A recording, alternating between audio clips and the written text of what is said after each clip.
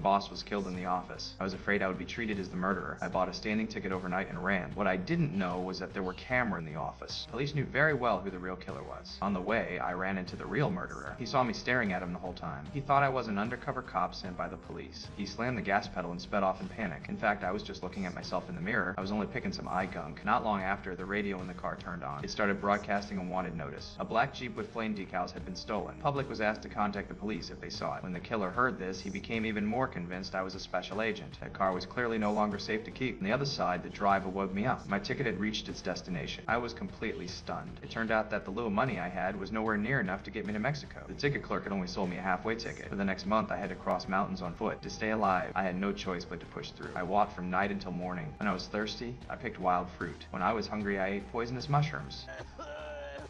After walking out of the forest, I found a black Jeep by the roadside. I was already a fugitive anyway. Stealing one more car didn't really matter. I drove straight to a nearby motel. When checking in, I used a fake name. The owner froze on the spot. He looked down at the newspaper, then looked at the black Jeep. He immediately realized what was going on. He called the police right away. I had just finished taking a shower. I saw the news in the newspaper. The car I picked up in the suburbs that morning had already been reported by noon. The efficiency was terrifying. I panicked and started pounding the wall. By coincidence, the killer was staying next door. He thought he had been exposed. Soon, the police really arrived. I cleverly wrapped my head in a towel, pretending I had just washed my hair. The police didn't bother with me at all, because my height and weight didn't match the suspect. I thought I could slip away safely, but the owner suddenly stepped out and pointed at me. I was completely speechless. When there was no way to hide anymore, I came up with a distraction on the spot. I shouted that there was a naked woman running behind them. At that moment, the killer walked out of his room. The police recognized him instantly. A fierce gunfight broke out. I ran immediately in the chaos. Gunshots cracked loudly behind me. I thought the police were shooting at me. I instantly pulled out my legendary evasive moves. I dodged wave after wave of bullets. With a final flip, I rolled into the grass.